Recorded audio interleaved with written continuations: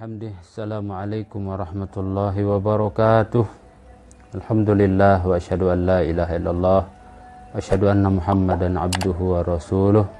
Allahumma salli wa sallim wa barik ala sayyidina Muhammad wa ala alihi wa ashabihi wa tabi'in wa man tabi'ahudahu ila yaumiddin, amma ba'du.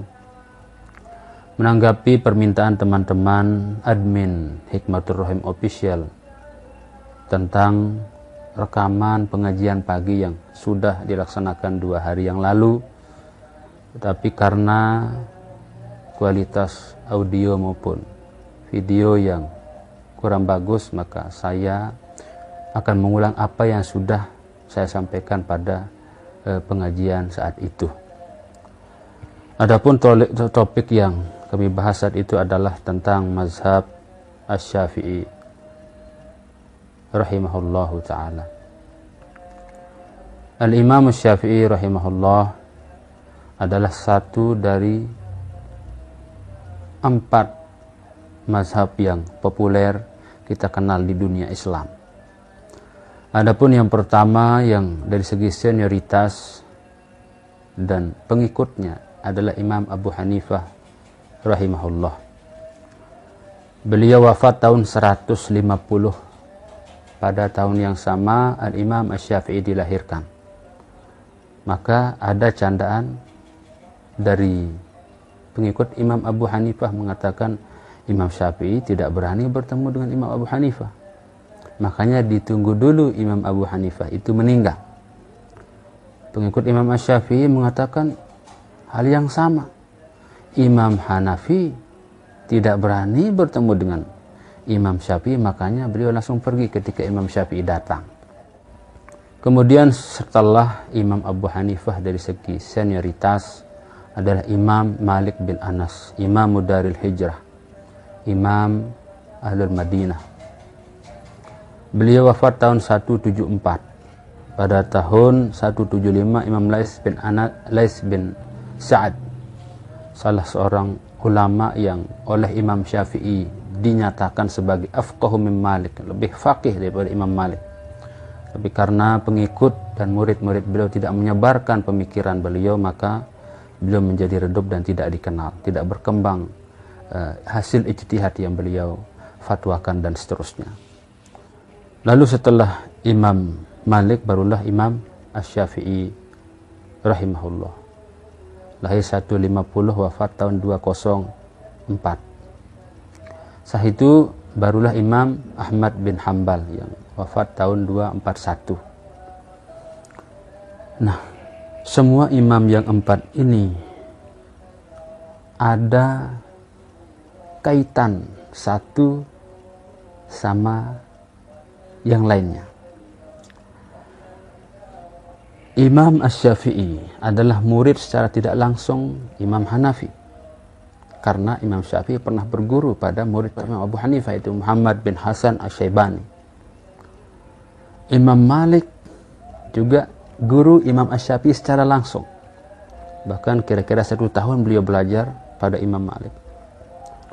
Imam Ahmad bin Hanbal adalah murid Imam Syafi'i secara langsung. Bahkan begitu kagumnya beliau kepada Imam Asy-Syafi'i sampai-sampai anak beliau yang bernama Abdullah bertanya, "Ya abati, bapakku, saya mendengar Anda banyak sekali bicara tentang Imam Asy-Syafi'i. Tuksiru doa alaih, banyak mendoakannya. Berembesi, bagaimana sih rupanya Imam Asy-Syafi'i itu?" Apa kata Imam Ahmad bin Hanbal? Asy-Syafi'i kasyamsi lid dunya. Imam Syafi'i itu ibarat matahari bagi dunia ini.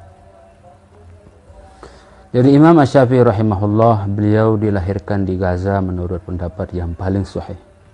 Lalu 2 tahun setelah kelahiran beliau, ibunda mengajak beliau pindah ke Mekah. Maka disitulah beliau menghafal Al-Quran pada umur 7 tahun.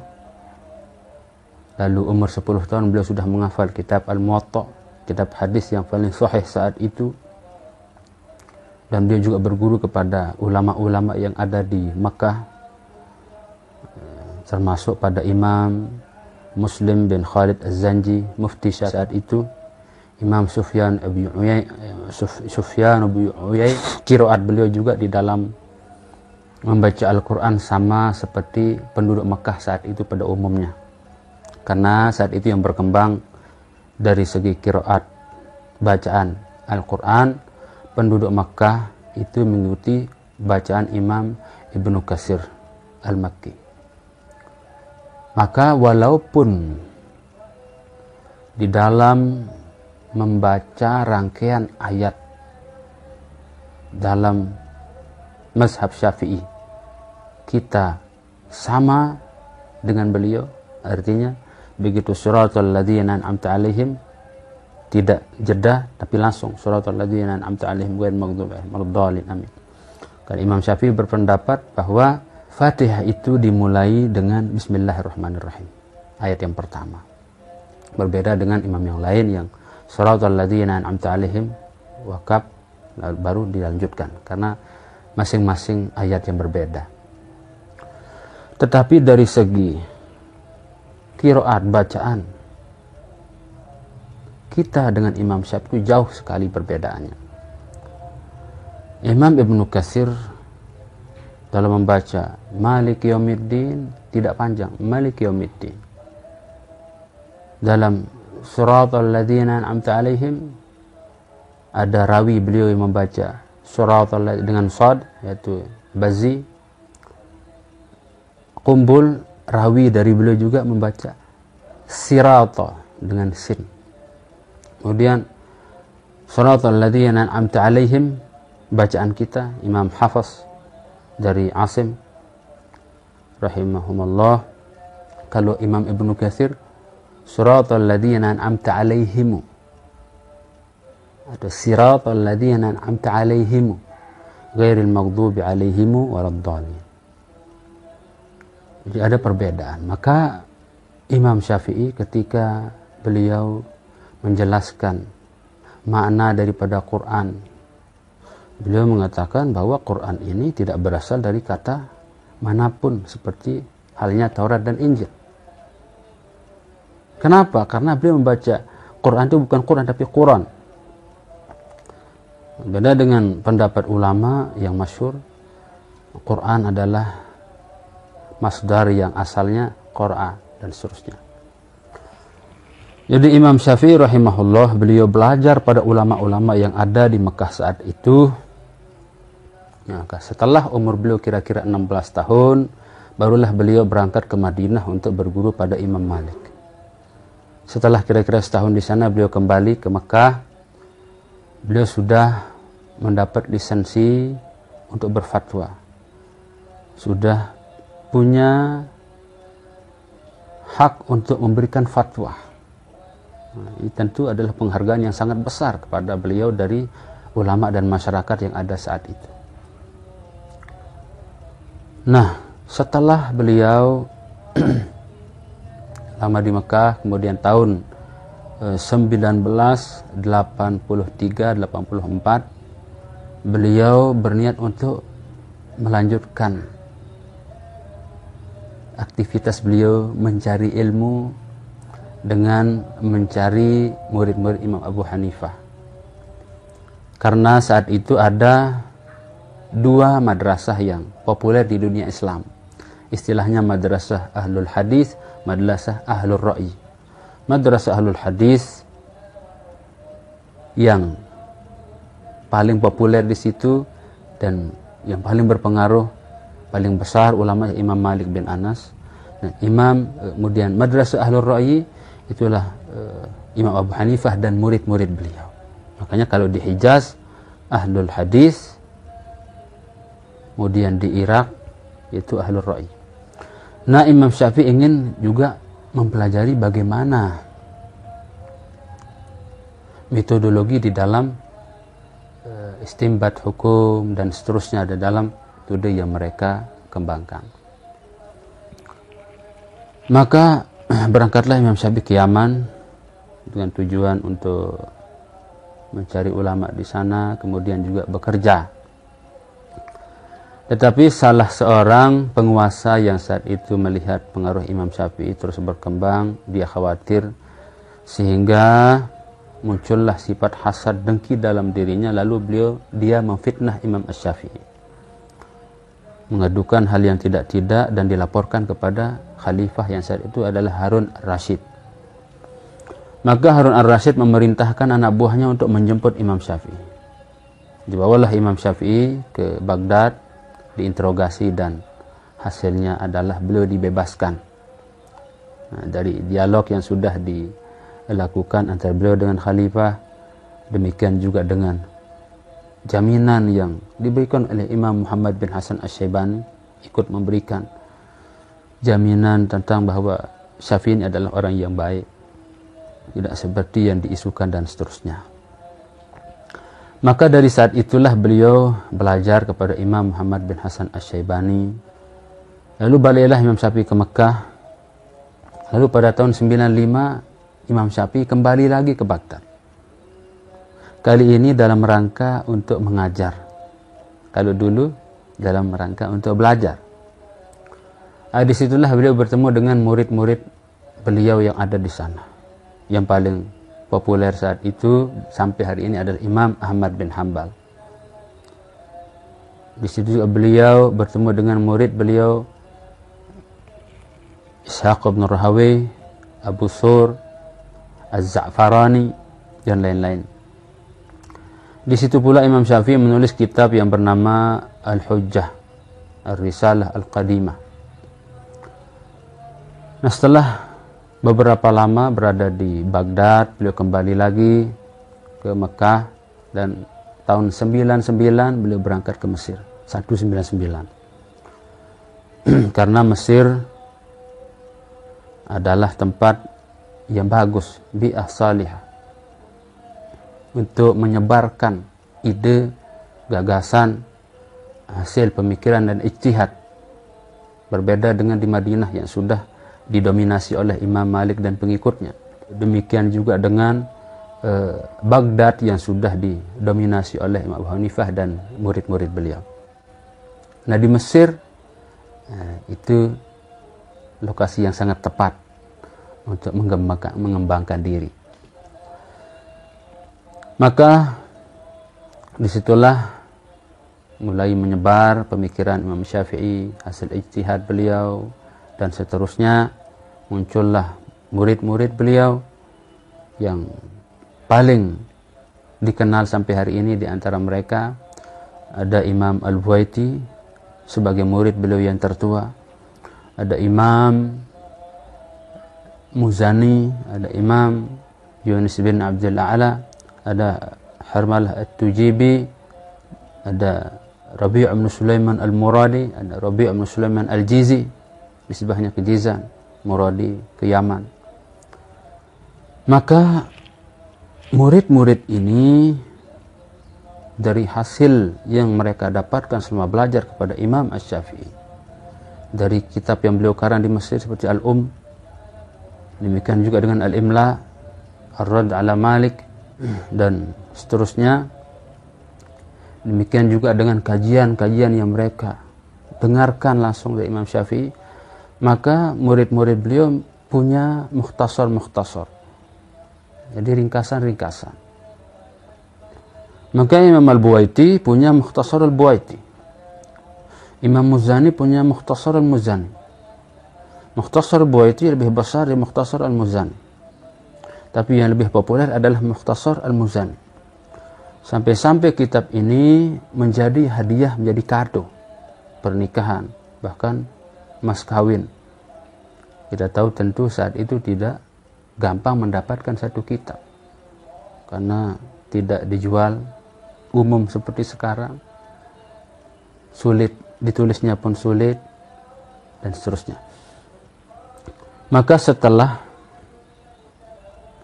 murid-murid beliau ini menerbitkan apa yang sudah mereka dapatkan daripada Imam Asy-Syafi'i, muncullah orang-orang setelahnya untuk mensyarahkan. Misalnya Imam Muzani, kitab beliau Mukhtasar Al-Muzani itu disyarahkan oleh Imam Mawardi dalam satu kitab yang sangat besar, sudah dicetak ada hari ini. Makanya ulama menyebutnya Al-Hawil Kabir, saking besarnya kabir. Datang lagi Imam Abul Ma'ali Al-Juwaini yang dikenal dengan Imam Haramain. Beliau mensyarahkan kitab ini dalam kitab yang bernama Nihayatul Matlab fi Dirayatil Manhaj. Kitab ini 21 jilid saat itu. Nah, lalu murid beliau, salah seorang murid beliau yang bernama Imam Al-Ghazali. Nah, kita tahu Imam Juwaini punya banyak murid ulama-ulama besar. Ada Imam Ilqiyah Harras, ada Imam Al-Ghazali.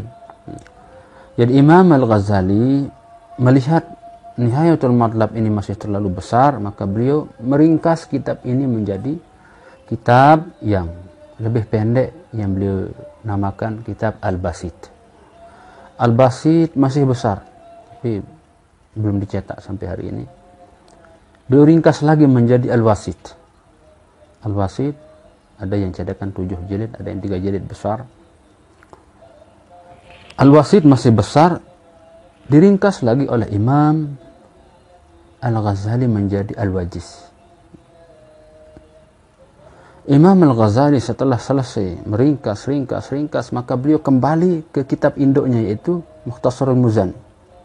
Beliau lihat, beliau ringkas lagi Mukhtasar Muzani dalam kitab yang beliau berikan nama Al-Khulasah. Nah, kembali kepada Al-Wajiz. Al-Wajiz setelah diringkas oleh Imam Al-Ghazali dari Al-Basit, Al-Wasit, Al-Wajiz, diringkas lagi oleh Imam Ar-Rafi'i dalam kitab yang bernama Fathul Aziz, Syarh Al-Kabir. Nah, Fathul Aziz ini diringkas lagi oleh Imam Nawawi menjadi kitab Rawdatul Talibin. Makanya kita sering dengar qala fir rawdah, maksudnya Rawdatul Talibin. Nah, setelah beliau mensyarahkan Al-Wajiz, Imam Rafi'i kembali melihat Al-Wajiz, ini perlu diringkas. Diringkas Al-Wajiz oleh Imam Ar-Rafi'i dalam kitab yang bernama Al-Muharrar. Al-Muharrar ini lalu oleh Imam Nawawi diringkas lagi menjadi kitab Minhajut Talibin. Minhajut Talibin ada yang meringkasnya, ada yang mengi'rabnya, ada yang mensyarahkannya. Di antara yang meringkasnya adalah Imam Zakaria Al-Ansari dalam kitab yang bernama Manhajut Tullab. Seperti Imam Ibnul Mulaqqin dalam kitab Tuhfatul Muhtaj. Di situ membahas dengan dalil-dalil yang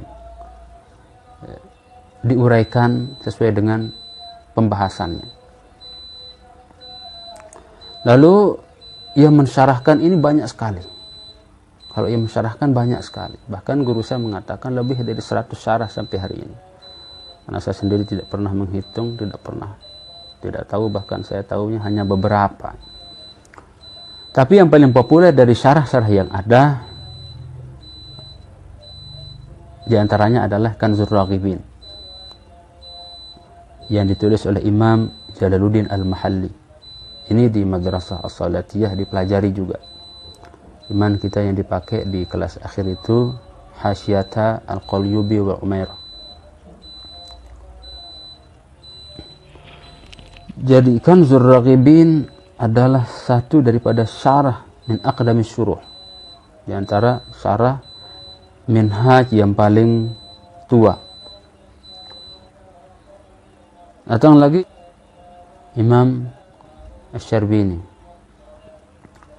Beliau menulis kitab yang bernama Muqnil Muhtaj. Lalu Imam Ibnu Hajar Al-Haytami juga menulis syarah daripada kitab ini dalam satu kitab yang bernama Tuhfatul Muhtaj ala syarh fi syarh al-minhaj. Tuhfatul Muhtaj fi syarh al-minhaj. Bedanya yang tadi karangan Ibnul Mulaqqin itu Tuhfatul Muhtaj bi adillatil minhaj. Lalu Imam Ramli juga mensyarahkan kitab ini dalam satu kitab yang bernama Nihayatul Muhtaj dan syarah-syarah yang lain. Para ulama berkata kalau orang sudah mempelajari minhaj itu maka sudah sempurna pengetahuannya di dalam fikih Asy-Syafi'i.